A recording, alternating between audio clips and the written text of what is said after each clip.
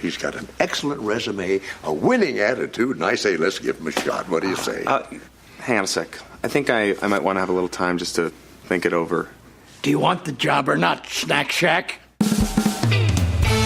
In the snow with no socks on. Yep, this is why we don't keep any sleds longer than 2 years. It's a big thing in our family is being the first one to... Hi, welcome to Comedy Parenting Radio Show, the only show that can perform the Heimlich maneuver on worms. Today we'd like to welcome our new listeners from Gurgaon, India, Heredia, Costa Rica, and Calamba, Philippines. Wow, those sound like very warm places. Especially considering what we're talking about today. Yeah, today we're going to be talking about the first snow of the year. Brr. We'll be right back. Bundle up.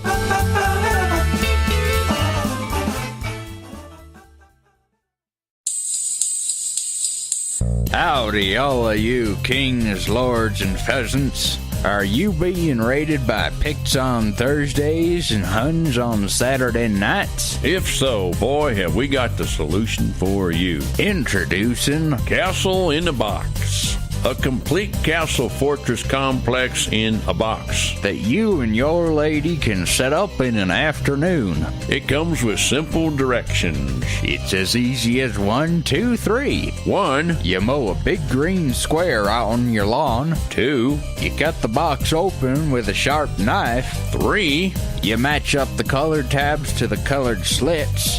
and 4. You affix them together using the included Scottish tape. Here's a testimonial from one of our satisfied customers. I ordered the castle in the box and set it up in one easy afternoon.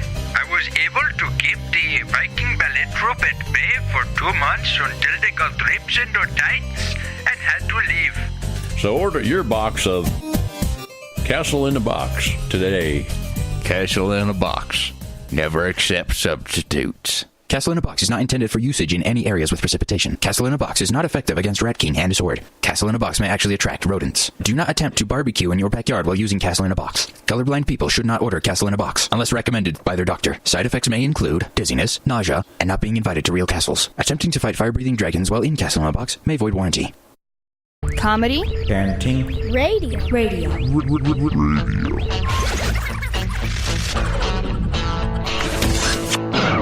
I got a little change in my pocket going jingle-lang-a-lang. Wants to call you on the telephone, baby.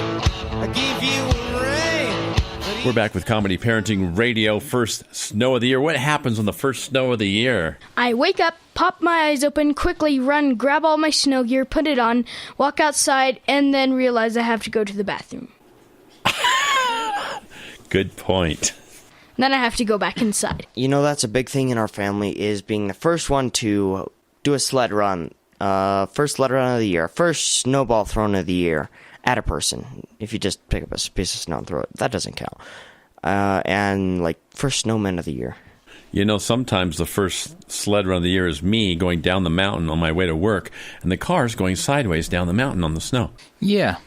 But those are actually very easy milestones to hit. You can do that all in 5 minutes if it snows well enough. You're talking about the first of all three things? Yep. When I did the first sled run of the year, I came down and I heard like crunching and on the bottom of the sled, and I was flying off of very sharp rocks. Plus, we also have a gravel driveway, so a lot of times they will sled on about I don't know, 1/4 inch of snow on top of the gravel. Yep. This is why we don't keep any sleds longer than 2 years. We go through sleds like Philippines go through coconuts. Yeah. Except for one sled that we've kept for close to 4 years. That we haven't used yet. No, we've used it. It's the orange one. The orange one with runners? Mm-hmm. That was your great-grandfather's sled. We don't allow you to use it because it'll get wrecked. Yep. It's an antique by now, I think. No, not that sled. The orange plastic sled that lost its sleigh. Sleigh? Yeah, it's like a little thing that you can pull the sled around. No, rope? Yeah, the rope. Sleigh? The drawstring? Yeah, drawstring. Drawstring is what holds your pants up, but we're not going to go there. But anyways, when I first sled run, I was hitting a bunch of rocks, and to avoid one of the biggest ones, I put my hands out and basically skidded and went off to the side.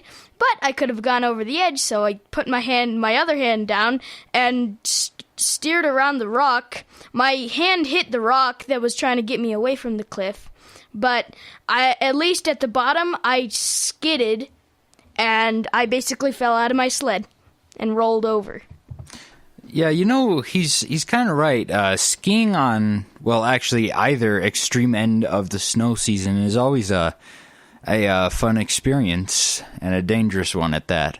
I've wrecked more skis early in the ski season than I have at the end of the ski season. Yeah. Because there's light, fluffy snow at the beginning of the season, and you think it's deep, and you hit a rock and ruin your bottom of your skis. Yeah. In the end of the ski season, the snow is about this hard.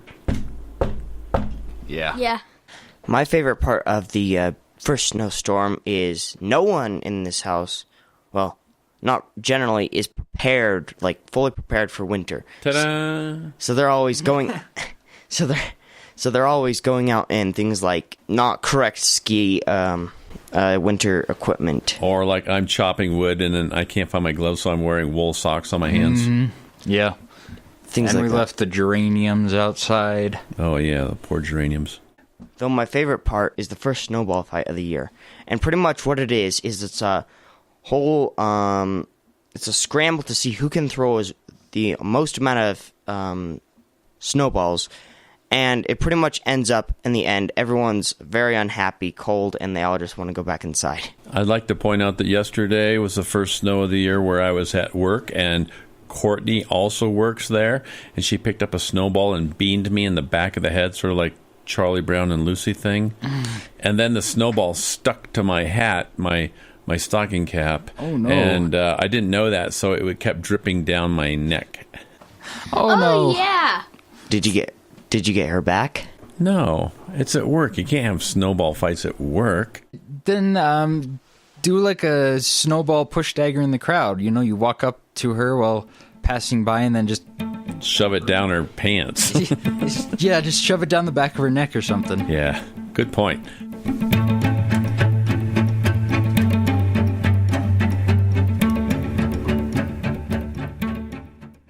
Confessions of a Potentially Perfect Parent, brought to you by AdoptUsKids.org. I know more about cooking dinner for a party of 12 than about packing a lunch for a 12-year-old. I know kids like things like fish sticks. Fillets, I get, but sticks? Maybe we can just compromise on mac and cheese. Can you make that with Brie? You don't have to be perfect to be a perfect parent. There are thousands of teens in foster care who would love to put up with you. Call 1-888-200-4005 or visit AdoptUsKids.org for more information. A message from the U.S. Department of Health and Human Services, Adopt Us Kids, and the Ad Council.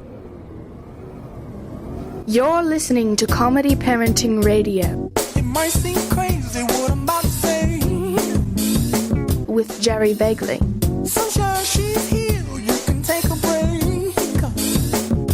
Because I'm happy. Clap along if you feel like a room without a roof. Welcome back to Comedy Parenting Radio. If you feel like happiness is the truth. About stuffing snow down someone's back, yesterday Elijah and I had a contest who could put the most snow down each other's back. So we just would do it in the most opportune times. I stuffed it down Elijah's neck while he was reading a book.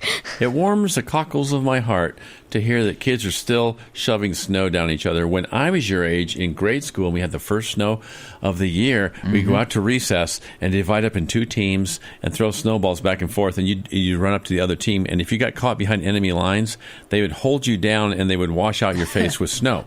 And I remember this distinctly, being caught behind enemy lines, laying on my face with about 12 guys trying to wash my face out with snow.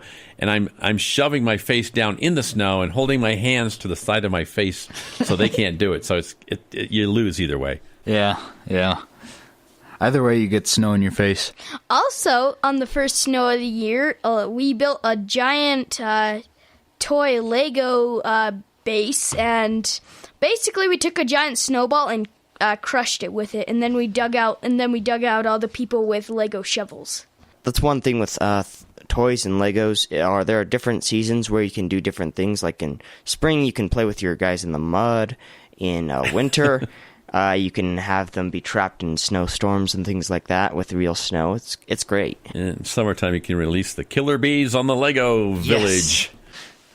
The gigantic ivy vines. Mosquito infestation. You know, not all first days of snow have been as nice as this one. This was a nice first day of snow?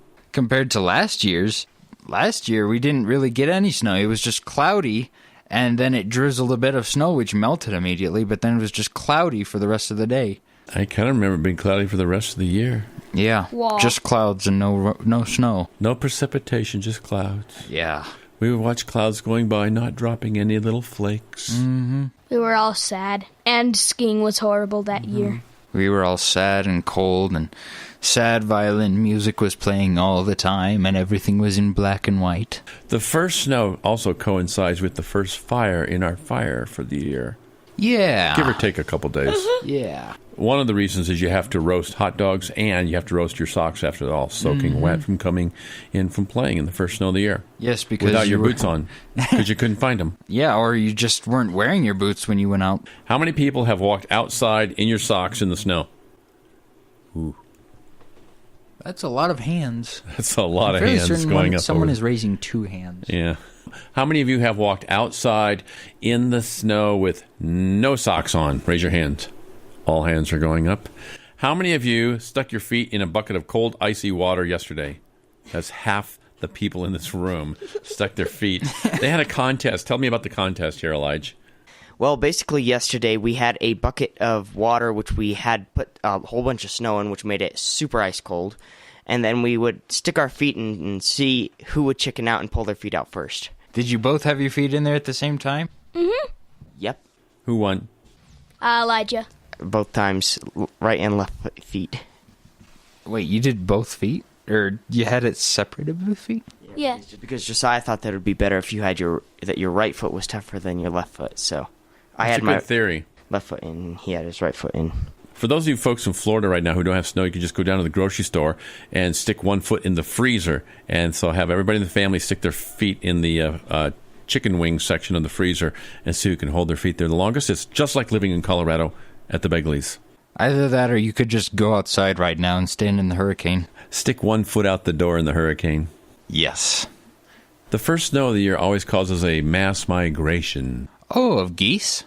No, people flocking to the tire store to get their winter tires put on. Because they didn't do it 3 months prior. I'm very proud to say I put my new studded tires on just this last week.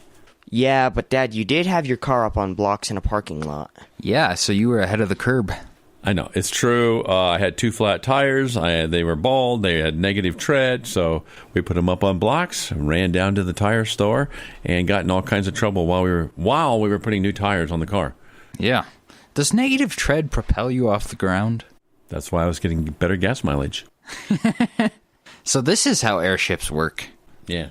When you had the first snow of the year, you have all those people running outside, pulling all the things that they don't want left trapped under the snow, like garden hoses, your kids' toys. Well, those you don't really care about, but things like that. Good point. I used to do property management in Aspen, and I can't tell you the number of times I had to pull frozen hoses into a garage. Ew. That were full of water. Ew, they're probably going to burst. It takes up the entire garage to make one loop. Yeah. Hi, can we pull your 3 Range Rovers out of the garage while they pull the hose in here? I have a gasoline torch right there heating up the hose. You've been listening to Comedy Parenting Radio, the first snow of the year. We just had one. It's a mess out here, but we're kind of having fun, aren't we? A bit. Hey, thanks for coming into the studio today, guys. You're welcome. You're welcome. And before you go, Yes, sir. has anybody seen my snowshoes anywhere? I'll go look through the piles of winter clothing. The last I saw Josiah was walking through the mud with them last spring. Bye-bye.